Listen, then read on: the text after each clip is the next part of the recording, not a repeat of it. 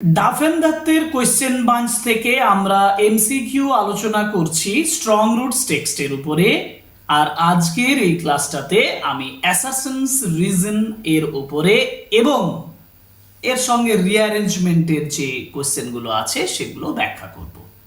কিন্তু যদি তুমি স্ট্রং রুটস টেক্সটটা না পড়েছো তাহলে তোমার এমসিকিউ করে কোনো লাভ নেই, কারণ তাতে তুমি এমসিকিউটা সেই অন্ধকারে হাতড়ে যাওয়ার মতন হবে। যাই হোক, আমি তোমাকে বলবো আগে ভালোভাবে টেক্সটটা পড়ে এসো, ডিসক্রিপশন বক্সে যাও, লিংক আছে, সহজভাবে বোঝানো আছে, পুরো টেক্সটটা ভালোভাবে পড়ো, তারপর এসো 1 by 1 এমসিকিউ করতে। কারণ আমি তোমার জন্য always MCQ class, descriptive grammar class সবই দেব তোমার কমপ্লিট প্রিপারেশনের জন্য। শুরু করা যাক তাহলে। Assassins Reason MCQ from Strong Roots APJ Abdul Kalam Dafen Dutt Question Bunch.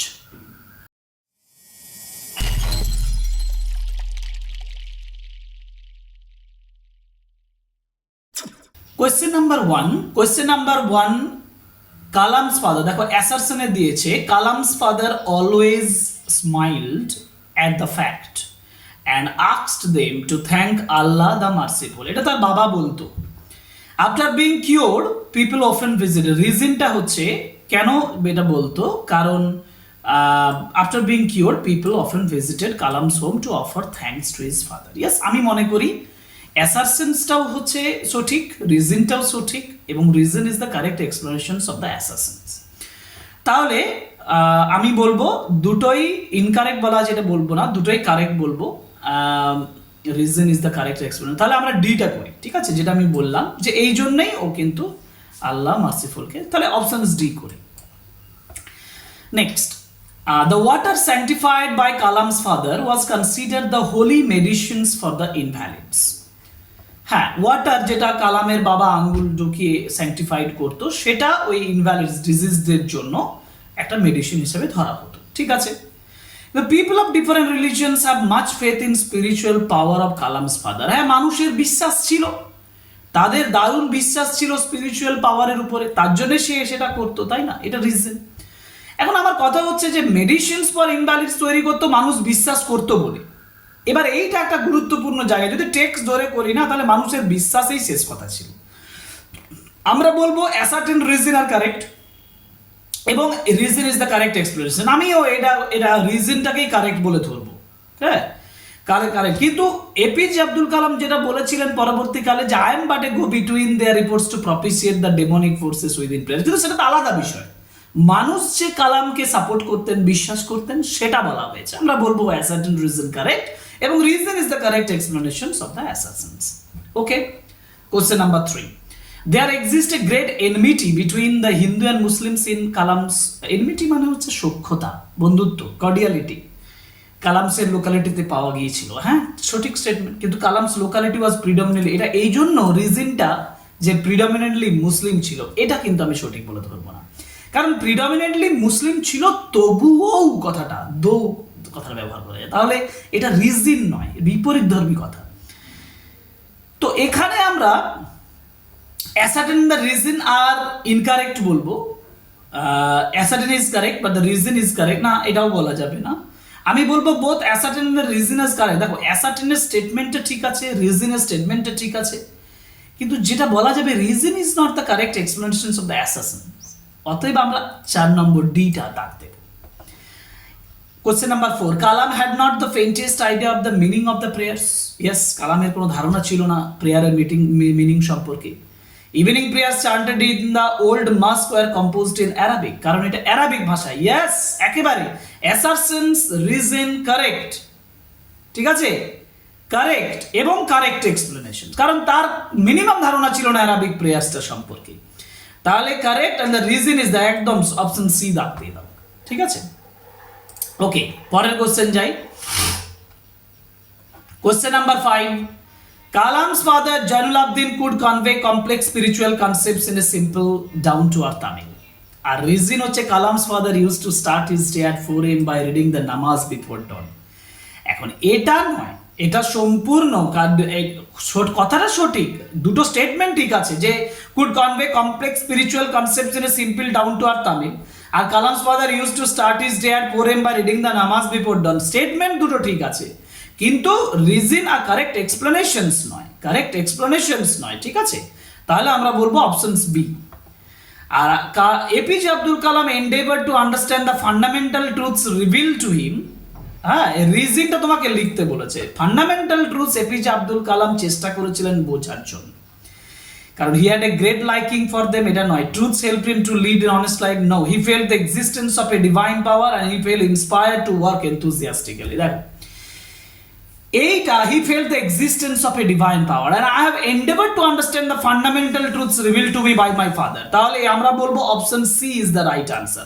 He felt the existence of a divine power, যে there exist a divine power which have no divisions of age, caste, creed, এরকম একটা ছিল, তাই না? So endeavour to understand the fundamental truths reveal to him, এর কারণ হচ্ছে he felt the existence of a divine power. Honest life নয়, liking নয়, ইন্সপায়ার টু ওয়ার্ক নয়, এটা option C is the right answer. এবার রিজন বলেছে there was a Shiv temple. এবার অ্যাসারশনস দেখতে হবে যে Rameswaram was predominated with Muslim, Rameswaram was very famous, yes Rameswaram was very famous to the pilgrims, religious town avoided by pilgrims, এগুলো নয়। অপশন বি, কারণ Rameswaram famous ছিল পিলগ্রিমসদের কাছে, because there was a Shiv temple বা শিবা টেম্পল, মানে শিব মন্দির ছিল। আচ্ছা, আমরা আলোচনা করলাম এটা কি, এটা হচ্ছে আমাদের অ্যাসারশনস রিজনের উপরে যে এমসিকিউ গুলো আছে সেগুলো।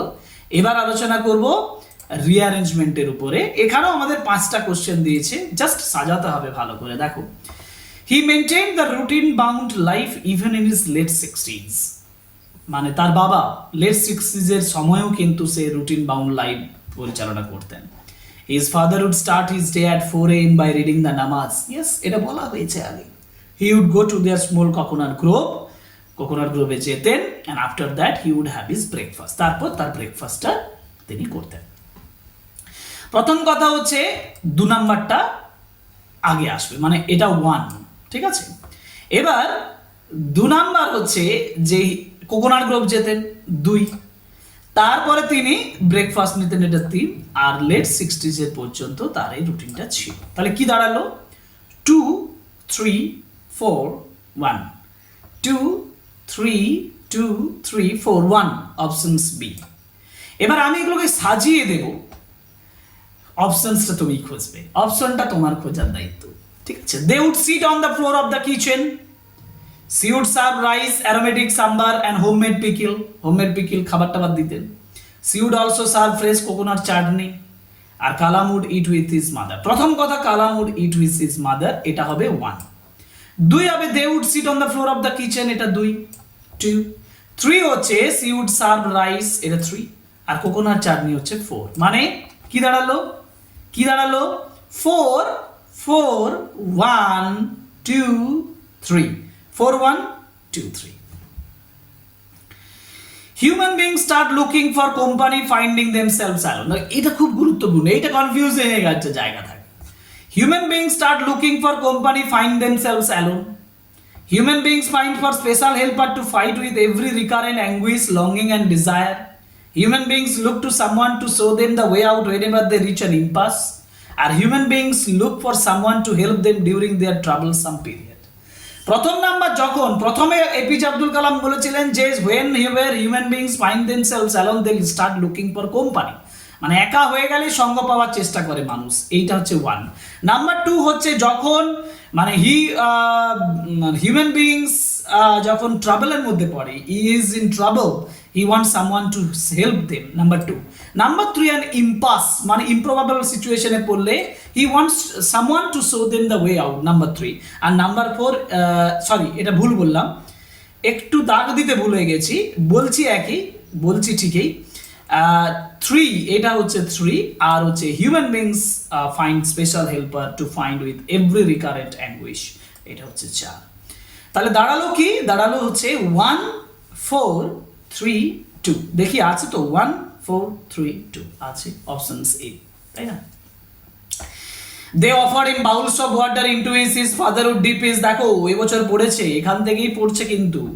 They offered him bowls of water into which his father would dip his fingertips and say a prayer.